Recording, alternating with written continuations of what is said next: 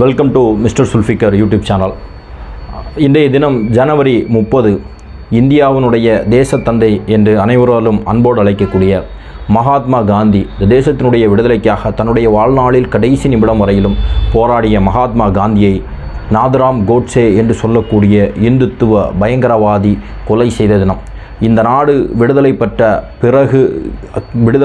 5வது மாதத்திலேயே இந்த தேசத்தில் நடைபெற்ற முதல் பயங்கரவாத சம்பவம் என்று சொல்வது காந்தி அவர்களுடைய படுகொலை.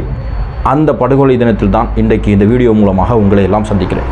78 வயதான காந்தி தள்ளாத வயதில் இன்னும் அவர் சற்று நாள் உயிரோடு இருந்திருந்தால், இன்னும் அவரை சுட்டு கொல்லவில்லை என்றால் ஒரு சில மாதங்களிலோ அல்லது ஒரு சில வருடங்களிலோ அவர் தானாகவே இறந்திருப்பார். அப்படி தள்ளாத வயதில் இருந்த வயதான ஒரு முதியவரை நாதுராம் கோட்சே ஏன் கொலை செய்ய வேண்டும்?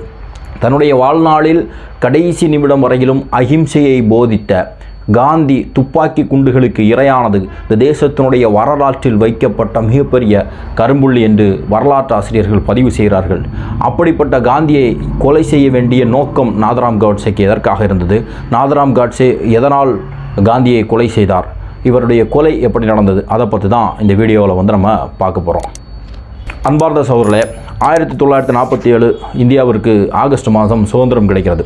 இந்த சுதந்திரம் சொல்லக்கூடியதற்கு நம்ம பல்வேறு வகையான தலைவர்கள் தியாகங்கள் செய்திருந்தாலும் கடைசியாக இந்த சுதந்திரம் கிடைக்கும் போது இந்தியாவில் இருக்கக்கூடிய மக்கள் ஒட்டுமொத்தமாக ஒரு மிகப்பெரிய விலையை கொடுத்தார்கள். அதாவது இந்தியாவுடைய சுதந்திரம் சொல்லக்கூடியது இந்தியாவை இரண்டாக பிரித்து இந்தியா பாகிஸ்தான் என்ற 2 நாடுகள் பிரிவினையின் அடிப்படையில் இந்தியாவிற்கு சுதந்திரம் கிடைத்தது. இந்த சுதந்திரம் கிடைக்கக்கூடிய அந்த சூழலில் சுதந்திரத்தை கொண்டாடக்கூடிய மனநிலையில் இந்தியர்கள் இல்லை. ஏன்னு சொன்னால் பாகிஸ்தான் சொல்லக்கூடிய நாடு தனியாக பிரியுது. இப்போ பாகிஸ்தானில் இருக்கக்கூடிய இந்துக்கள் கொத்து கொத்தாக கொலை செய்யப்படுகிறார்கள், கற்பழிக்கப்படுகிறார்கள். அவர்களுடைய பிணங்கள் ரயில் மூலமாக இந்தியாவிற்கு அனுப்பி வைக்கப்படுகிறது.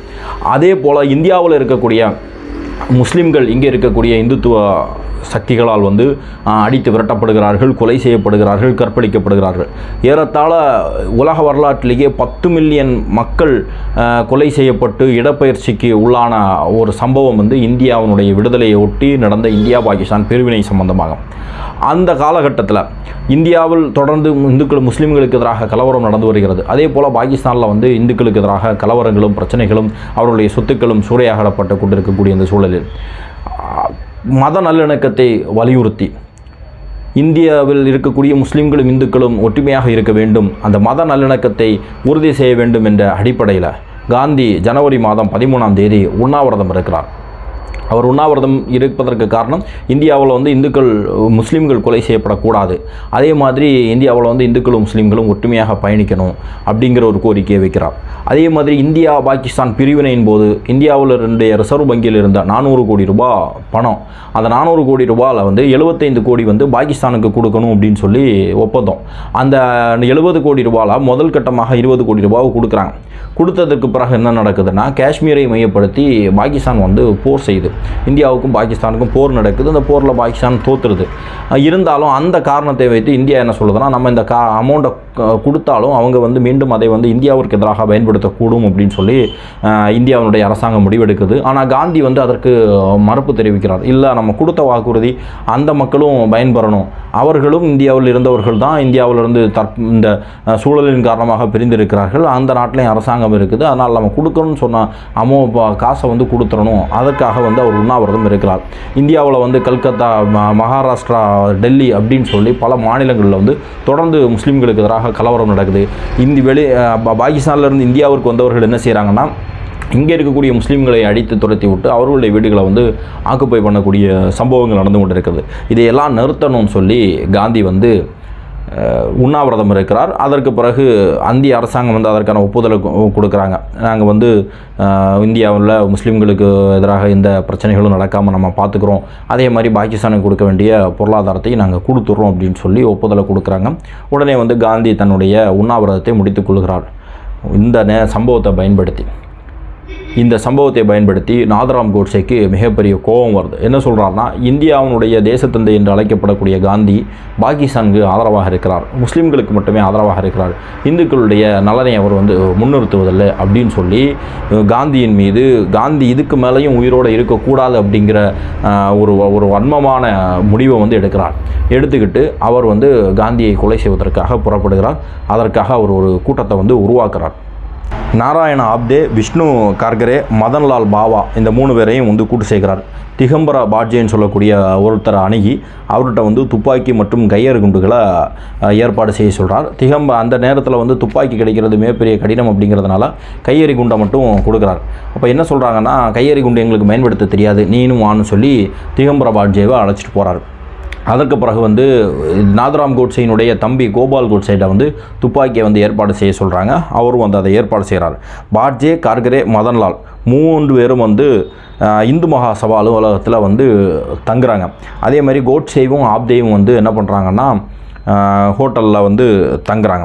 ஜனவரி 15, 1948 அன்னைக்கு தான் இவர்கள் காந்தியை கொலை செய்வதற்கான திட்டத்தை வகுக்கிறார்கள். அவர்கள் முதல்ல போட்ட டேட் என்னன்னு பார்த்தீங்கன்னா ஜனவரி 20. அந்த நாளில் காந்தியை கொலை செய்யணும் அப்படின்னு சொல்லி முடிவெடுக்கிறாங்க. ஆனால் எதிர்பாராத விதமாக அந்த சம்பவம் தோல்வியடையுது. மதன்லால் பாவா காவல்துறையால் கைது செய்யப்படுகிறார். இருந்தாலும் அவங்க அதை விடுறதா இல்லை. அடுத்த ஜனவரி 30ஆம் தேதியே மீண்டும் அவரை கொலை செய்ய வேண்டும் என்ற முயற்சியை எடுக்கிறாங்க. ஜனவரி மாதம் 30ஆம் தேதி மாலை 5:15 மணிக்கு பிரார்த்தனையில் பிர்லா மாளிகையில் பிரார்த்தனையில் ஈடுபடுவதற்காக வந்த காந்தி பொதுவாக 5 மணிக்கு வந்துடுவார். அன்றைக்கி இந்தியாவினுடைய உள்துறை அமைச்சராக இருந்த சர்தார் வல்லபாய் பட்டேல் அவரிடம் கொஞ்ச நேரம் பேசுனதில் லேட் ஆகி போச்சு. ஏன்னா நேருக்கும் உள்துறை அமைச்சராக இருந்த பிரதமராக இருந்த நேருவுக்கும் உள்துறை அமைச்சராக இருந்த சர்தார் வல்லபாய் பட்டேலுக்கும் இடையே ஒரு பனிப்போர் நடந்துக்கிட்டு இருந்தது. அந்த பிரச்சனையை பேசிகிட்டு இருக்கிறதுல கொஞ்சம் நேரமாகி போச்சு. அப்படி இருந்தாலும் அவர் 5:15 வராரு. அந்த கூட்டத்தை விலக்கிட்டு நாதராம் கோட்சே உள்ளே போகிறார். போயிட்டு நமஸ்தே பாபுஜின்னு சொல்கிறாரு. அவரும் பதிலை சொன்ன உடனே துப்பாக்கி எடுத்து 3 வாட்டி சுடுறாரு. 2 குண்டுகள் அவருடைய உடலை துளைத்து பின்பக்கமாக போயிடுச்சு. ஒரு குண்டு அவருடைய உடல்லே இருக்குது. அந்த இடத்துல காந்தி விழுந்து தன்னுடைய இன்னுயிரை கடைசி வரையிலும் இந்த தேசத்தினுடைய விடுதலைக்காக போராடிய காந்தி தன்னுடைய இன்னுயிரை அந்த இடத்துல விடுறார். இது காந்தி படுகொலையில் நடந்த சம்பவம். இதில் குற்றம் சாட்டப்பட்டதில் மிக முக்கியமாக யார் இருக்கிறார்னா சாவர்கர்னு சொல்லக்கூடியவர் இருக்கிறார். இன்றைக்கு தேசத்தந்தை அப்படின்னு சொல்லக்கூடிய இந்தியாவுடைய பிரதமர் வரையிலும் மரியாதை செலுத்தக்கூடிய அளவில் இருக்கக்கூடிய சாவர்கர் இந்தியாவுடைய தேசத்தந்தை காந்தியை படுகொலை செய்த நபர்களில் ஒருவராக குற்றம் சாட்டப்படுகிறார். அவரை குற்றம் சாட்டுறாங்க, அவரையும் கைது செய்கிறாங்க. அதோடு சேர்ந்து இந்து மகா சபையும் RSSன்னு சொல்லக்கூடிய அந்த அமைப்பையும் சர்தார் வல்லபாய் பட்டேல் தடை செய்கிறார். தடை செஞ்சு இவர்களை கைது செய்கிறாங்க. கைது செய்து விசாரணை டெல்லியில் சிறப்பு செங்கோட்டையில் இருக்கக்கூடிய சிறப்பு நீதிமன்றத்தில் அந்த விசாரணை நடைபெறுகிறது. JD நகர்வாலா அப்படின்னு சொல்லக்கூடிய அதிகாரி இந்த கொலை வழக்கை விசாரணை செய்கிறார். விசாரணை செஞ்சு 1948 மே மாதத்தில் இந்த விசாரணைகள் நீதிமன்றத்தில் இது சம்பந்தமான ஹியரிங்ஸ் வருது. 1948 பிப்ரவரி 22ஆம் தேதி ஆத்மசரண் நீதிபதி தீர்ப்பை கொடுக்குறார். அதில் நாதராம் கோட்சேயும் நாராயண ஆப்தேயும் தூக்கு தண்டனை. அவர்கள் கொலை செய்தவர்கள். அவர்களுக்கு உதவியாக இருந்த கார்கரே, மதன்லால் கோட்சே, சங்கர் கிஸ்தையா, பார்ஷூர் அவர்களுக்கு ஆயுள் தண்டனை கொடுக்கப்படுகிறது. இதில் மிக முக்கியமாக இந்த குற்ற வழக்கில் குற்றம் சாட்டப்பட்ட சாவர்கர் விடுதலை செய்கிறார். ஏன் அப்படின்னு சொன்னால் சம்மந்தப்பட்ட காவல்துறை சாவர்கர் இந்த கொலை செய்ததில் சம்மந்தப்பட்டிருக்கிற அதற்கான சாட்சிய ஆதாரங்களை கரெக்டாக கொடுக்கல அப்படிங்கிறது தான் நீதிபதி சொன்ன விஷயம். ஆனால் திகம்பர பாட்சே அவர் கொடுத்த வாக்குமூலம், அவர் அப்ரூவராகி அவர் கொடுத்த வாக்குமூலம் என்ன சொல்லுதுன்னா, ஜனவரி மாதம் 17ஆம் தேதி இந்து மகாசபா அலுவலகத்தில் நாங்கள் சாவர்கரை சந்தித்து இது சம்பந்தமாக பேசணும். வெளியே வரும்போது அவர் எங்களுக்கு ஆசி வழங்கினார், நல்லபடியாக வெற்றியோடு திரும்புங்கள்னு சொல்லி ஆசி வழங்கினார் சொல்லி யார் சொல்கிறா, அப்ரூவரான திகம்பர பாட்சே வாக்குமூலம் கொடுக்குறார். ஆனால் சாவர்கரை முழுக்க காப்பாற்றினது யாருன்னு பார்த்தீங்கன்னா நம்ம நாதராம் கோட்சே தான். அவர் கொடுத்த சாட்சியில் நான் இந்து RSSல இருந்தேன், அதுக்கப்புறம் விலகிட்டேன், அதுக்கப்புறம் இந்து மகாசபாவில் இருந்தேன். சாவர்கருக்கு வயசாகிடுச்சு, அவரும் என்னுடைய சித்தாந்தத்துக்கு ஒத்து வரல, அதனால் நான் விலகிட்டேன். நான் தனிநபராகத்தான் இந்த திட்டத்தை தீட்டி செஞ்சேன், இதுக்கும் சாவர்கருக்கு என்ன சம்மந்தம் இல்லைன்னு சொல்லி அவர் வந்து வாக்குமூலம் கொடுக்குறார். அவர் கொடுத்த வாக்குமூலத்தில் முழுக்க சாவர்கரை காப்பாற்றக்கூடிய நோக்கத்தில் வந்து அவர் பேசியிருக்கிறார் அப்படிங்கிறதான் உண்மை. ஆனால் சாவர்கர் இந்த விஷயத்தில் உடன்பட்டிருக்கிறார். ஆர்எஸ்எஸும் இதில் உடன்பட்டிருக்கிறது. இது எப்போனா 1994 கோட்சேவினுடைய தம்பி கோபால் கோட்சே வந்து அவர் கொடுத்த ஒரு பத்திரிகை செய்தியில் வந்து நாங்கள் ஆர்எஸ்எஸில் இருந்தோம், இந்து மகாசபாவில் இருந்தோம், இந்த அமைப்புகளில் நாங்கள் தொடர்பில் இருந்தோம், இதிலிருந்து நாங்கள் எப்போதுமே வந்து வெளியே வரல, அவர்கள் அந்த இருந்த சூழலில் வந்து அதை சொன்னாங்க அப்படின்னு சொல்லி ஒரு விஷயத்தை வந்து பதிவு செய்கிறார். அதே மாதிரி சாவர்கருடைய வீட்டில் நடத்தப்பட்ட சோதனையில் சாவர்கருடைய வீட்டில் வந்து நாராயண ஆப்தே, நாதராம் கோட்சே, சாவர்கர் இவர்களுக்கு 3 பேருக்கும் இடையிலே நடைபெற்ற கடித பரிமாற்றங்களை வந்து காவல்துறை வந்து கைப்பற்றியது. அதற்கு வந்து சாவர்கர் என்ன சொல்கிறாருன்னா, நான் வந்து இந்து மகாசபாவினுடைய தலைவராக இருக்கிறேன், எங்கிட்ட பல பேர் சந்திப்பாங்க, பலரோடு நான் கடித தொடர்பில் இருந்திருக்கேன், ஆனால் இந்த விஷயத்தில் வந்து நான் உடன்படவில்லை அப்படின்னு சொல்கிறார். அதேமாதிரி காவல்துறைக்கு அவர் ஒரு கடிதம் எழுதுகிறார் ஜெயிலில் இருந்து. என்ன சொல்கிறாருன்னா, ஏற்கனவே சாவர்கரை பற்றி நல்லா தெரியும், அவர் இந்தியாவினுடைய விடுதலைக்காக போராடியதாக சொல்லி அந்தமான் சிறையில் இருக்கும்போது பல முறை வெள்ளைக்காரர்களுக்கு வந்து மன்னிப்பு கடிதம் எழுதினார். அதே மாதிரி காந்தியினுடைய படுகொலை சம்பந்தமாக சிறையில் இருக்கும்போது அவர் என்ன சொல்கிறாருன்னா, நான் வந்து மதம் மற்றும் அரசியல் செயல்பாடுகளிலிருந்து எவ்வளவு நாள் வந்து நான் வந்து அதில் வந்து செயல்படாமல் இருக்கணும்னு சொல்லி அரசு சொல்கிறதோ அந்த அளவிற்கு நான் வந்து இருப்பேன் அப்படின்னு சொல்லி மீண்டும் ஒரு மன்னிப்பை கொடுக்குறார். இது எல்லாத்தையும் சேர்த்து நீதிபதி என்ன முடிவு எடுக்கிறார்னா, சாவர்கர் வந்து இந்த விஷயத்தில் வந்து சம்மந்தப்பட்டாலும் அதற்கான சரியான சாட்சியங்களும் ஆதாரங்களும் இல்லை. நேரடியாக கொலை செய்த நாதராம் கோட்சே கூட சாவர்கர் வந்து இந்த விஷயத்தில் கலந்து கொள்ளவில்லை, அவருக்கும் இதுக்கும் தொடர்பு இல்லைன்னு சொல்கிற காரணத்தினால அவர் வந்து விடுதலை செய்கிறார். ஆனால் இன்றைக்கி என்ன நடக்குன்னு சொன்னால், இந்தியாவுடைய தேசத்தந்தை காந்தியை படுகொலை செய்தவர்கள் அந்த நாதராம் கோட்சேவை என்ன நினைக்கிறாங்கன்னா, ஒரு இந்து தேசியவாதி, அவர் ஒரு தேச பக்தருங்கிற அடிப்படையில் கொண்டு போகிறார். இப்போ தான் நம்ம ஒரு சில விஷயங்களை பேச வேண்டியிருக்கு. நாதராம் கோட்சே தேசியவாதியா அல்லது தேச பக்தரா அப்படிங்கிற விஷயத்தை பேசணும்.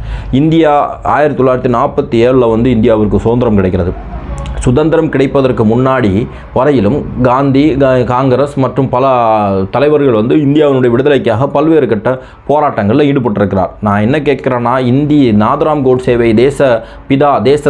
தேசியவாதி, தேச பக்தன்னு சொல்லக்கூடிய அந்த சங் பரிவார கூட்டத்திட்ட கேட்கக்கூடியது, நாதராம் கோட்சே இந்தியாவினுடைய விடுதலைக்காக என்ன பாடுபட்டார்? காந்தியை கொலை செய்வதற்காக அவர் எடுத்த முயற்சி, அதற்காக அவர் செய்த விஷயங்களை வந்து எந்த அடிப்படையில் வந்து தேசபக்தர்னு சொல்கிறீங்க? அப்படி பண்ணக்கூடியவர் என்ன பண்ணியிருக்கணும்? இந்தியாவுடைய விடுதலைக்காகவும் போராடி இருக்கணும் இல்லையா? அதற்கான ஆதாரங்களும் இருக்கணும், அதற்கான அத்தாட்சிகளும் இருக்கணும் இல்லையா? ஆனால் வெள்ளைக்காரன் இந்த நாட்டை ஆட்சி செய்யும்போது இந்தியாவுடைய விடுதலைக்காக ஒரு துரும்பை கூட எடுத்து போடல நாதராம் கோட்சேயும் சாவர்கரும்.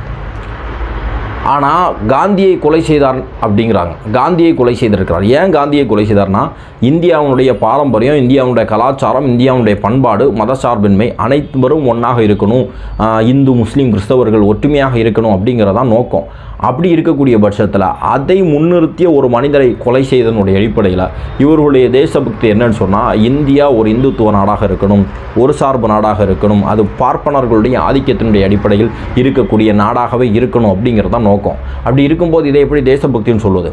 இந்தியாவில் இருக்கக்கூடிய மக்கள் இந்தியா ரெண்டாக பிரியுது, அதை பிடிக்கலை அப்படின்னு சொல்கிறாங்க. பாகிஸ்தான் தனியாக போனது நாதராம் கோட்சேக்கு பிடிக்கலை, காந்தி வந்து அதுக்கு ஒத்துக்கிட்டது பிடிக்கலை, அதனால் காந்தியை கொலை செய்ததாக சொல்கிறார்கள். இந்தியா பாகிஸ்தான் பிரிவினைங்கிறது தவிர்க்க முடியாத காலத்தினுடைய அடிப்படையில் சூழல் ஏற்பட்டது. காந்தி கடைசி வரையிலும் அந்த பிரிவினைக்கு ஒத்து வரல, இருந்தாலும் வேறு வழி இல்லை அப்படிங்கிற அடிப்படையில் அந்த பிரிவினைக்கு அவர் சம்மதித்தார். ஆனால் நான் என்ன கேட்குறேன்னா, காந்தி இந்தியாவினுடைய விடுதலை, இந்தியா வந்து பிரிந்ததை வந்து கோட்சே ஏற்றுக்கொள்ளவில்லைன்னு சொன்னால், இந்த நாட்டில் இந்தியாவினுடைய பிரிவினையை ஏற்றுக்கொள்ளாதவர்கள் தானே பாகிஸ்தானுக்கு போகாத முஸ்லீம்கள். இந்தியா விடுதலை அடையுது, பாகிஸ்தான் ரெண்டாக பிரியுது, இங்கே இருந்தக்கூடிய முஸ்லீம்கள் கொஞ்சம் பேர் போகிறாங்க பாகிஸ்தானுக்கு, பாகிஸ்தானில் இருக்கக்கூடிய மக்கள் இந்துக்கள் இங்கே வராங்க. ஆனால் அதையும் மீறி இங்கே தான் இருப்போம்னு சொல்லக்கூடிய முஸ்லீம்களை படுகொலை செய்தது எந்த வகையில் நியாயம்? அவர்களை படுகொலை செய்தது தான் தேசபக்தியா? ஏன்னா இந்தியாவை பாகிஸ்தான் பிரிவினை வந்து ஏற்றுக்கொள்ளாதவர்கள் இங்கே இருக்கக்கூடிய முஸ்லீம்களை எந்த அடிப்படையில் அங்கே போகணும் அப்படின்னு சொல்லி கட்டாயப்படுத்தி வலுக்கட்டாயமாக அவர்கள் மீது தாக்குதல் நடத்துகிறாங்க. அந்த தாக்குதலை தடுக்கணும்னு சொல்லி தானே காந்தி வந்து போராடினார். அப்போ நாதராம் கோட்சே இந்தியா பாகிஸ்தான் பிரிவினை ஏற்றுக்கொள்ளாதவர்னு சொன்னால் காந்தியினுடைய போராட்டத்துக்கு ஆதரவாக தானே இருக்கணும். ஆனால் அவர் வந்து காந்தியினுடைய போராட்டத்திற்கு எதிராக இந்தியாவில் வாழக்கூடிய முஸ்லீம்கள் கொலை செய்யப்படுவதை காந்தி தடுப்பதற்கு உண்ணாவிரதம் இருக்கிறார். எனவே காந்தி கொலை செய்யப்பட வேண்டும் என்று சொல்லி கொலை செய்தார்னு சொன்னால் இவரை எந்த அளவில் தேசபக்தர்னு சொல்கிறது. சாவர்கரும் அதே மாதிரி தான். சாவர்கரும்னு இல்லை, ஒட்டுமொத்தமாக அந்த இந்துத்துவ மனநிலையில் இருக்கக்கூடியவர்கள் பெரும்பாலும் இந்தியாவினுடைய விடுதலைக்காக போராடலை.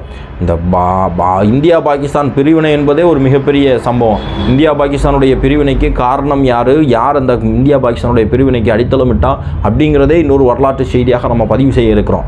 ஆனால் இந்த நேரத்தில் ஜனவரி 30 இந்த நேரத்தில் நாம் இந்த வீடியோ எதற்காக போடுகிறோம் சொன்னால், காந்தியை கொலை செய்த தோட்டா அதனுடைய எச்சங்கள் தான் கௌரி லங்கேஷை கொலை செய்தது, அதனுடைய மிச்சம்தான் கல்புர்கியை கொலை செய்தது, அதனுடைய மிச்சம்தான் அகிலாகை கொலை செய்தது.